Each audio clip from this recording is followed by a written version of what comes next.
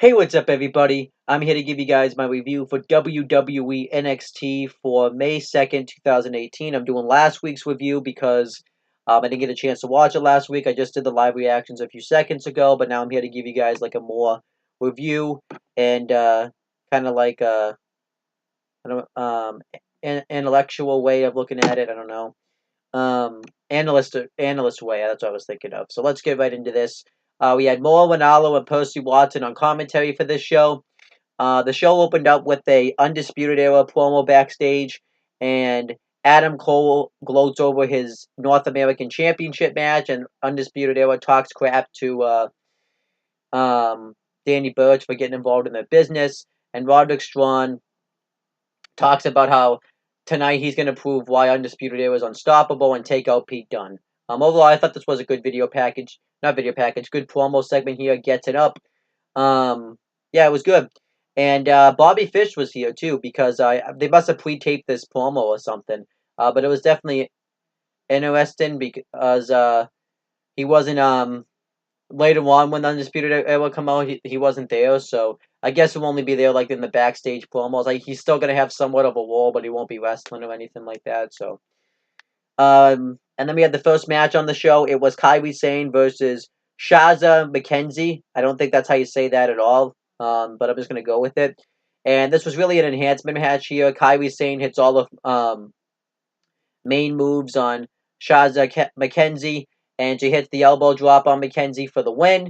It was about a two-star match, and then afterwards, Lacey Evans comes out and apologizes for being wrong, that Kairi Sane wasn't a true lady. She's proven since the Mae Young Classics to now that she really is a true lady. She goes to shake her hand, Kairi Sane doesn't accept, and then Lacey Evans sucker punches her. I thought this was good here.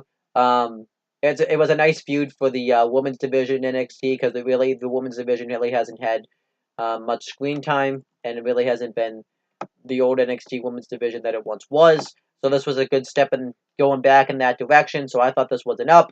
And then we cut to an interview segment backstage with let me make sure I have this right.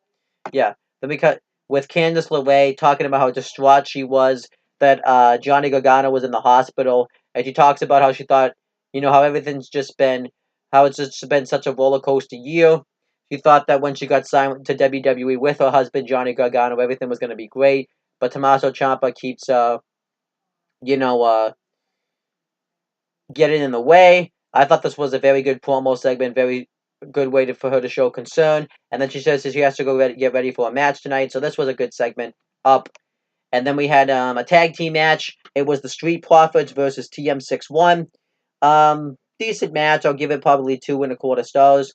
I like both teams. Well, I shouldn't say that. I like the Street Profits. I'm not really a huge fan of TM61. I think they're very bland.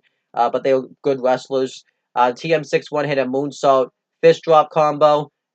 Street Profits hit a lift up leg drop. And then the finish comes when after TM61 gets the heat on Angelo Dawkins or just Dawkins. Montez Ford gets the hot tag, and then eventually Shane Thorne rolls him up and holds the ropes for the win. And yeah, TM61 pretty much a heels now. I think that makes sense because you really don't have a lot of heel teams in NXT. And it seems like they were kind of putting them in that position to turn heels, so I thought that made sense, but I still don't really like the team all that much. But this will get an up.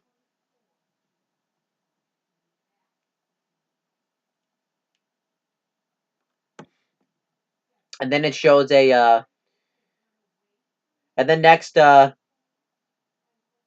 Lars Sullivan too. I forgot to mention had a video like package in this segment on this show. I thought that was pretty good. So yeah. Then Cassius Ohno gets interviewed and he talks about how he's been friends with both Johnny Gargano and Tommaso Ciampa, and he says he wants to wrestle Tommaso Ciampa. He challenges him to a match, calls him a coward, and Tommaso Ciampa. Well, obviously we found out later on that the match was made official. It's going to happen this week in NXT, which I'm excited about that match. And then we had the debut of the finest Kona Reeves. Kona Reeves wrestled Patrick Scott. It was a two-star match. I thought Kona Reeves looked impressive in this matchup, and then he hits an inverted Samoan drop for the win. He had a really cool um what he calls the Hawaiian drop. He had a really cool elbow drop that looked really cool. But yeah, this was really a 2-star match. I thought Conor Reeves looked impressive here.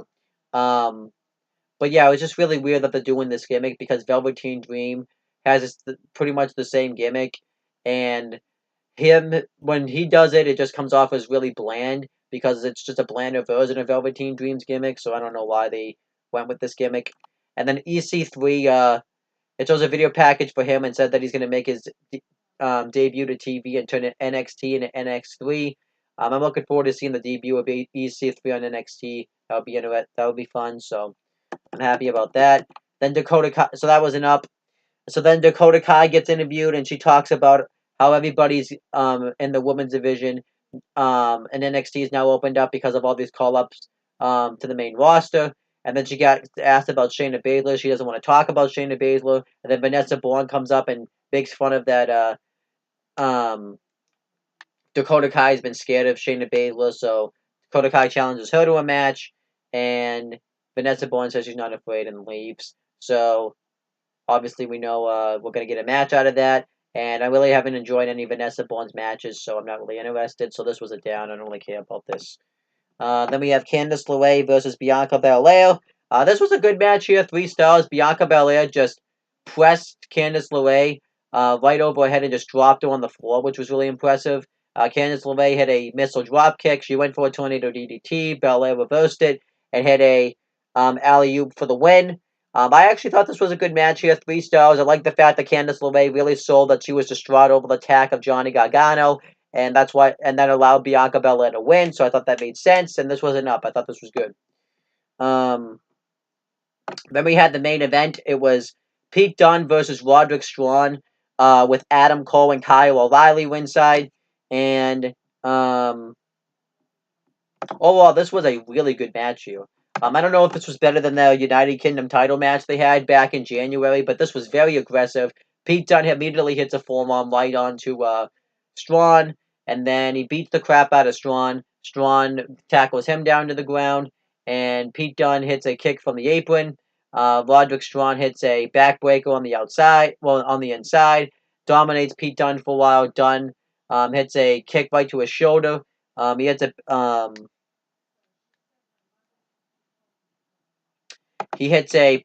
torture rack backbreaker on the apron. Roderick Strong dominates the matchup for a while. Then Pete Dunne starts to make his comeback, and he hits a chop right onto Strong.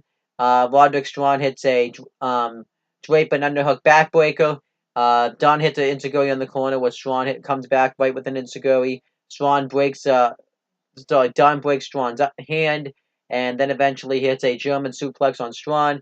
He hits a bitter end. He's about to get the win, but O'Reilly and Cole attack him, and this causes a DQ, which means Pete Dunne wins. And Undisputed Era triple teams Pete Dunne, and then Orny Lorcan and Danny Burch run out to make the save. They fight off Undisputed Era. Pete Dunne hits a forearm right onto Roderick Strong, and then he throws a shoe at Adam Cole, which I thought was funny. And then it ends with Pete Dunne, Orny Lorcan, and Danny Burch standing tall. Now, I have heard they want to build up a match with the British Invasion, which is Mustache Mountain and Pete Dunne versus Undisputed Era at night 1 of the United Kingdom Championship Tournament, which I would obviously be down for. I would really like to see that. So I don't know why the Mustache Mountain didn't run out, but it's still a few weeks before that match could happen, so I don't think they're rushing to build up to that match. But I'm looking forward to that match. And overall, I thought this was a good segment here. I thought the match was really, really good, 3 3/4. This wasn't up, and I overall thought NXT was a pretty good show. I'll give it 7 1/4 out of 10. It wasn't anything really good. It wasn't great, but it was a pretty good show. Really, that's all I have to say. Thank you guys for watching this video. Please make sure you guys like, comment, and share this video so people will watch it. Make sure you guys subscribe to this channel for more content. And click on the bell so that way every time you upload a video, you guys will get the notifications for it. Make sure you guys do the same thing for my CM Brothers and No One the Talkinator YouTube channels. And that's pretty much it, guys. Don't forget, too, that I am tuned into Wrestling Rundown tomorrow. I'm the Wrestling Rundown champion on there. And that's pretty much it, guys. Talk to you later.